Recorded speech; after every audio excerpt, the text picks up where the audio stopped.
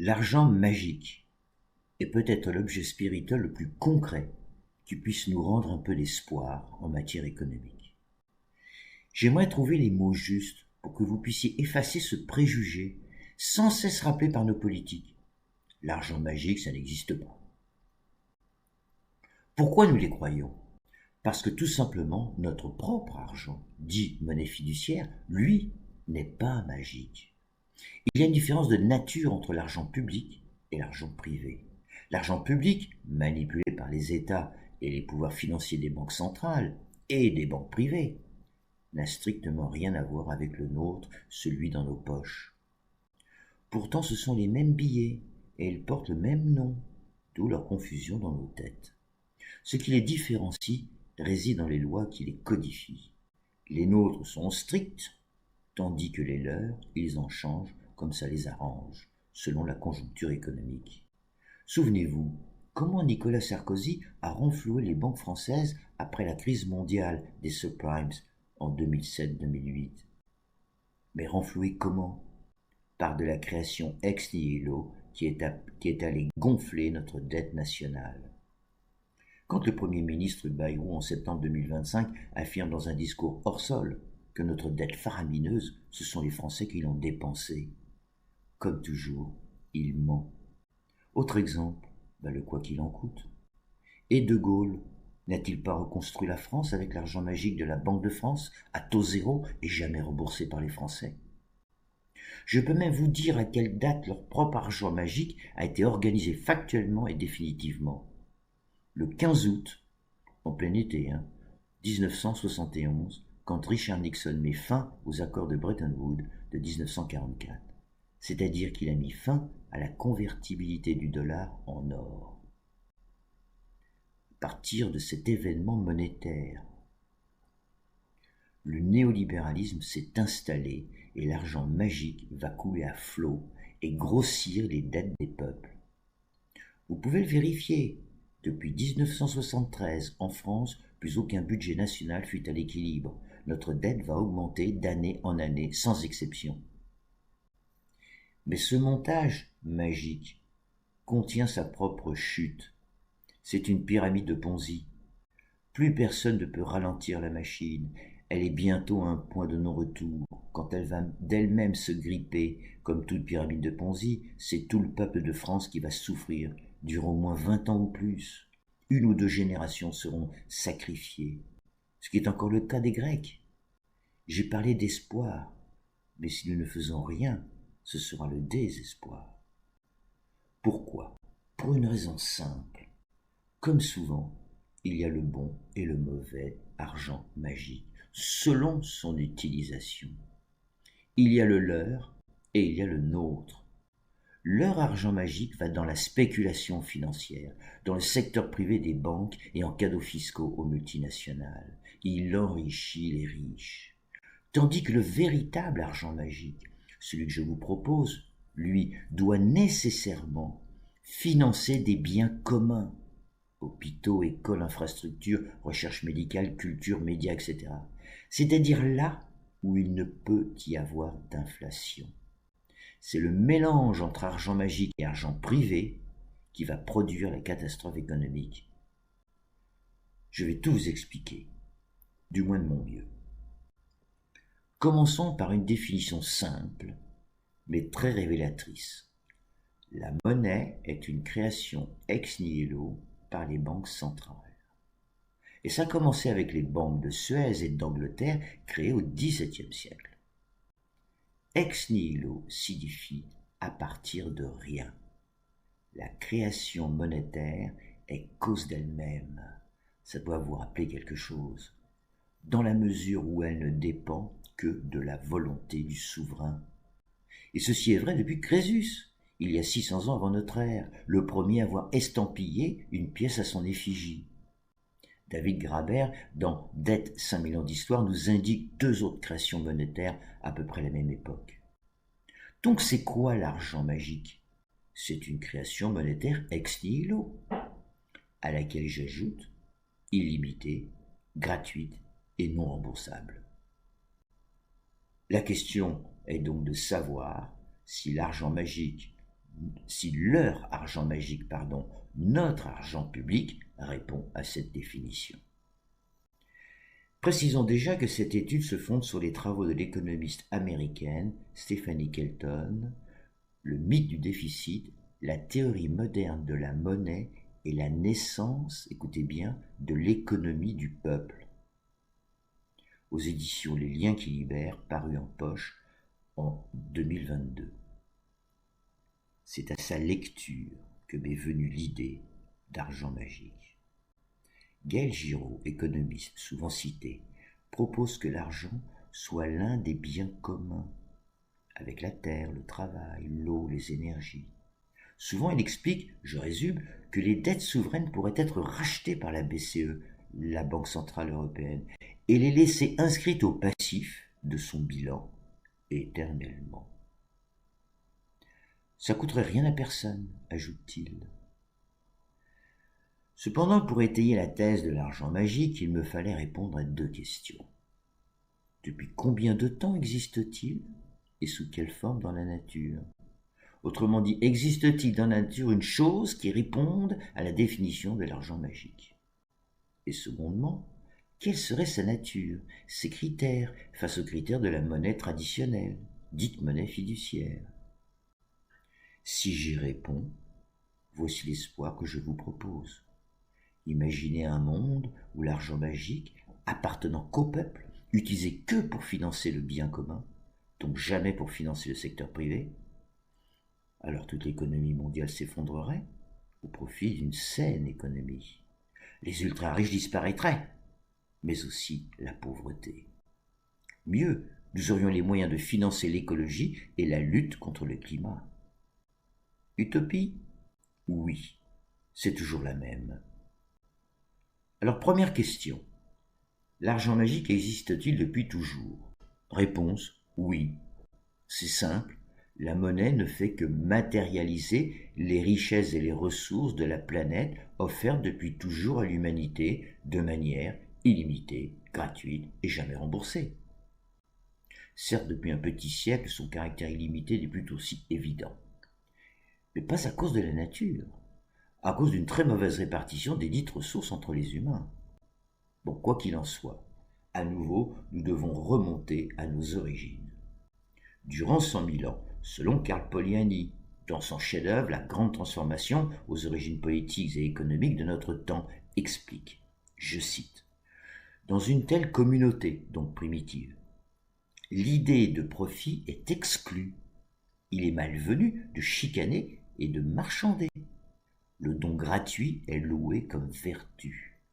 La proportion supposée au troc, au paiement en nature et à l'échange ne se manifeste pas. En fait, le système économique est une simple fonction de l'organisation sociale. » Fin de citation. En clair, durant 100 000 ans, les richesses et les ressources de la nature étaient offertes à toute l'humanité de manière illimitée, gratuite et non remboursable. Personne n'en était propriétaire.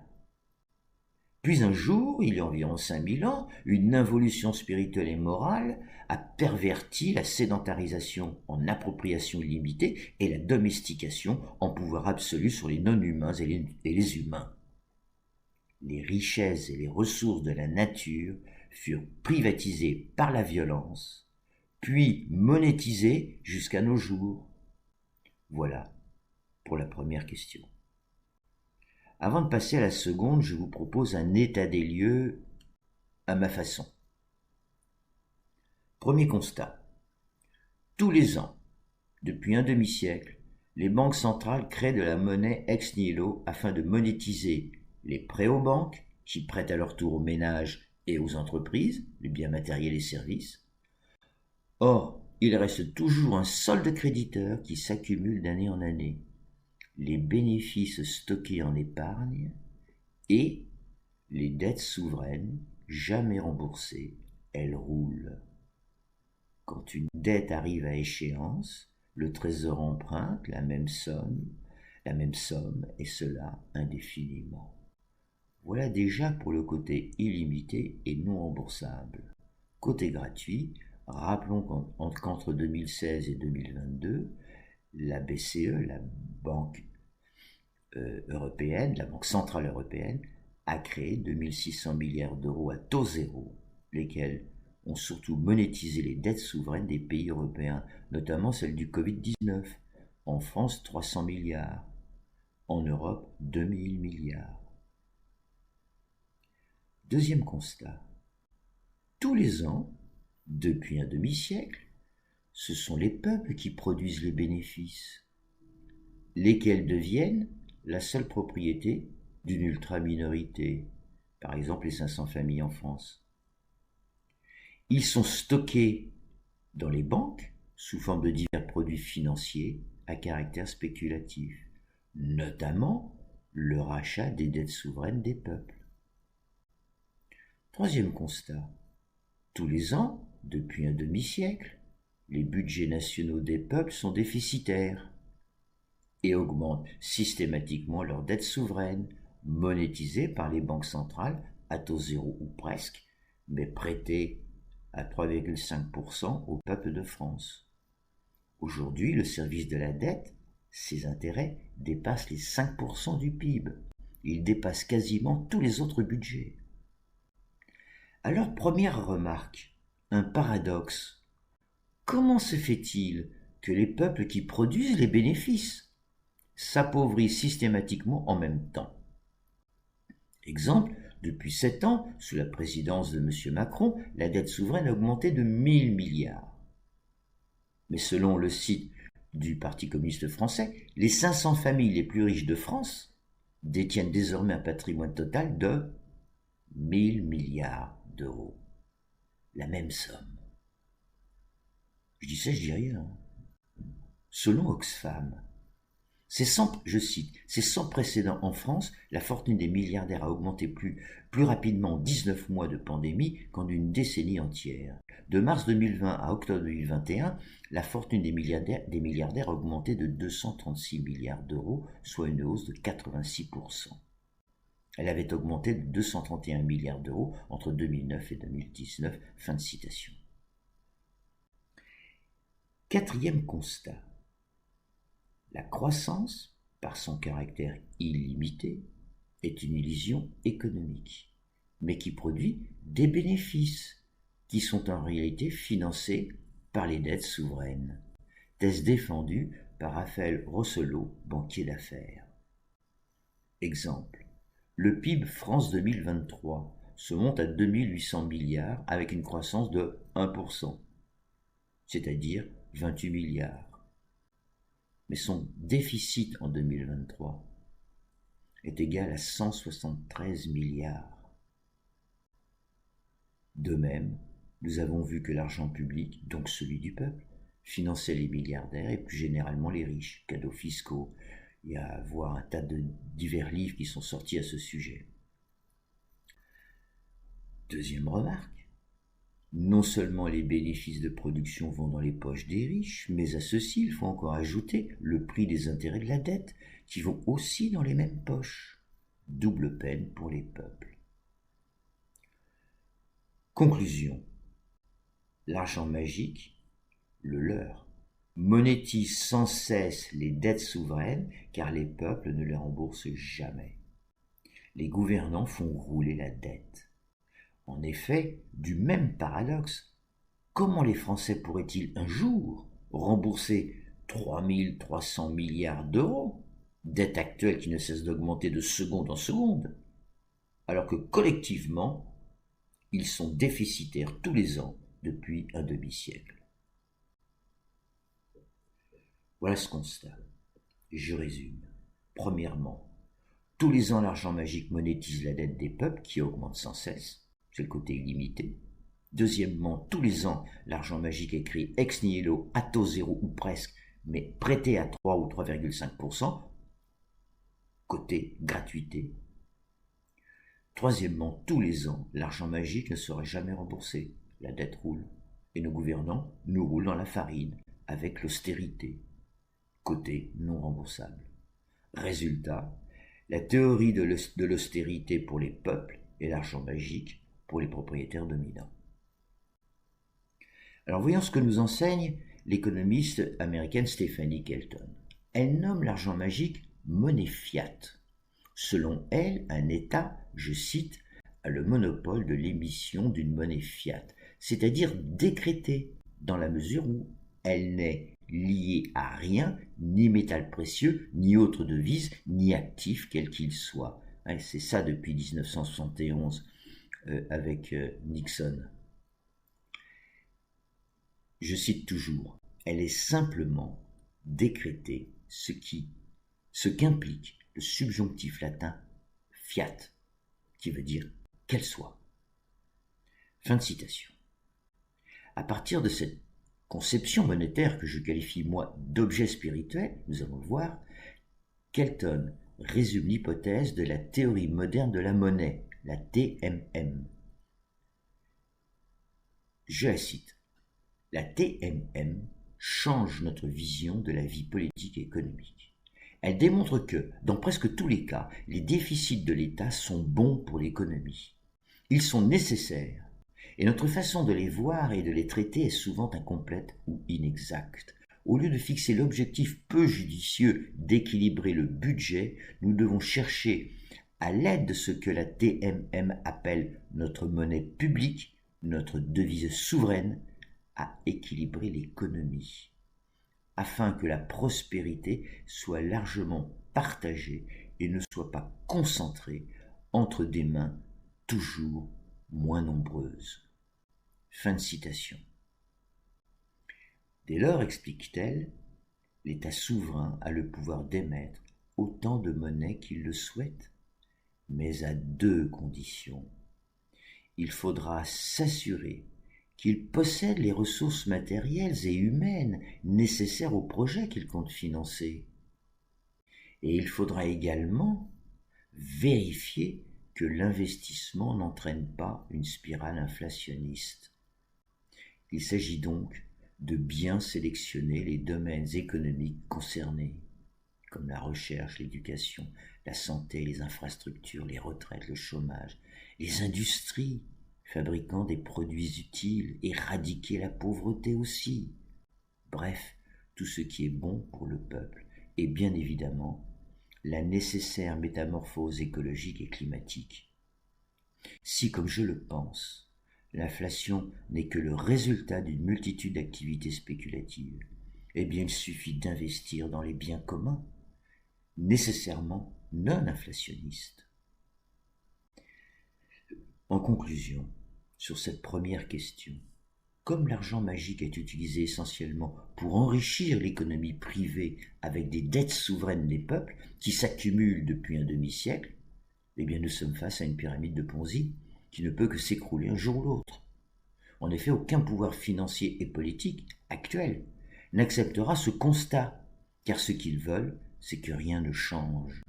Et c'est pour la même raison que la question écologique et climatique n'avancera jamais. Voilà l'enjeu de cette étude. Espoir ou faux espoir? En effet, les richesses et les ressources, jadis offertes gratuitement par la nature, va systématiquement aux propriétaires dominants, et les dettes, inventées il y a 5000 ans, vont au peuple. Dans le podcast suivant, nous étudierons la question de la dette avec un excellent livre de l'anthropologue David Graeber, j'ai déjà cité, Dette, 5000 ans d'histoire. Alors s'agissant de la seconde question, quelle est sa nature, ses critères face à la monnaie fiduciaire? Réponse, nous sommes à nouveau face à un objet spirituel qui répond aux 3 critères irrationnels. Il est donc spirituel à condition qu'il ne soit pas détourné par les pouvoirs financiers et politiques. Premièrement, étant-il limité, il serait décrété par la seule volonté du peuple, pour le bien commun du peuple. Ce que font les banques centrales dans un premier temps, mais dans un second, uniquement pour financer l'économie privée. Là est l'erreur volontaire, c'est ici que l'argent magique perd son caractère magique. Deuxièmement, il serait également contradictoire dans la mesure où, à la fois, il existe sans exister. Il existe lors de sa création ex nihilo, mais disparaît dès qu'il se métamorphose en bien commun, c'est-à-dire quand il passe du monde spirituel au monde matériel. Par exemple, Un hôpital serait bâti avec cet argent magique, puis c'est l'argent fiduciaire qui circulerait pour son fonctionnement. Troisièmement, il est évidemment immatériel, invisible et abstrait, comme d'habitude, mais devient présent lorsque la souveraineté du peuple l'emploie à bon escient. Il est donc magique. Voici 7 critères symétriquement inversés entre l'argent magique et la monnaie fiduciaire. La monnaie fiduciaire est limitée. Ce que je possède en banque. L'argent magique est illimité, puisqu'il est créé ex nihilo. Deuxièmement, la monnaie fiduciaire coûte un intérêt si je l'emprunte. L'argent magique ne coûte rien à l'État, c'est l'argent public du peuple. Troisièmement, pour emprunter une somme d'argent, cette somme doit déjà exister dans la poche de quelqu'un. L'argent magique n'existe jamais d'avance. Quatrièmement, quand je gagne de l'argent ou si je le vole à quelqu'un, cet argent suivra toujours le principe de Lavoisier. Rien ne se crée, tout se transmet de poche en poche.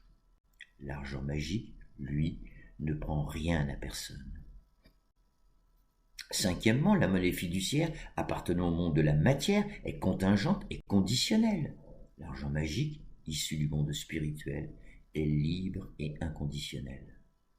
Sixièmement, les endettements publics, actuels et privés, risquent tous de devenir un jour des surendettements, ce qui, dans le passé, a toujours mis nos économies en danger. L'endettement magique n'endette personne ni aucun État. Le fait que la France soit 2 fois plus endettée que l'Allemagne n'aura aucune influence sur la solidité de son économie, ce qui n'est absolument pas le cas aujourd'hui. Le coût de la dette française en 2027 approchera 80 milliards par an. La dette magique sera résolument gratuite, comme tout ce qui provient du monde spirituel. Septièmement, la monnaie fiduciaire appartenant en grande partie aux plus riches. L'argent magique n'appartiendra à personne, ou il sera à tout le monde, selon s'il est utilisé ou pas. Par ses investissements au profit du bien commun, il participera à enrichir le patrimoine des pauvres, les services publics, et sera symbole d'égalité. Pour conclure, nous pourrions sérieusement envisager la suppression de la pauvreté et concrétiser l'idée de salaire à vie, chère au sociologue et économiste Bernard Friot. J'ai conscience que cette hypothèse semble totalement irréelle. Ça fait 5000 ans que l'humanité est conditionnée par le concept de propriété privée illimitée et celui de dette tout aussi illimité. Mais même la croissance est pensée en termes illimités. Pourtant, c'est assez simple à comprendre. Nous savons déjà que la monnaie est créée ex nihilo, c'est-à-dire à partir de rien. C'est un fait acquis. En revanche, aucun gouvernement ne l'utilise pour investir dans les biens communs, sauf De Gaulle. Il part en grande partie pour financer l'économie privée. Or, si cet argent ne finançait que les biens communs, services publics, recherche scientifique, médecine, l'art, la culture, tandis que l'argent fiduciaire n'irait qu'au privé, alors il n'y aurait ni inflation, ni service de la dette, ni pyramide de Ponzi. Il suffirait de vérifier, comme l'indique Kelton, d'être en possession des matières premières et des ressources nécessaires au projet. Ce que l'argent magique pourrait facilement financer. Avec l'argent magique, nous pourrions financer de nouvelles sources d'énergie propre. Évidemment, dans ce cas, le monde ne serait plus le même, tant pour les ultra-riches que pour les peuples. Nous savons que du point de vue écologique et climatique, nous allons dans le mur.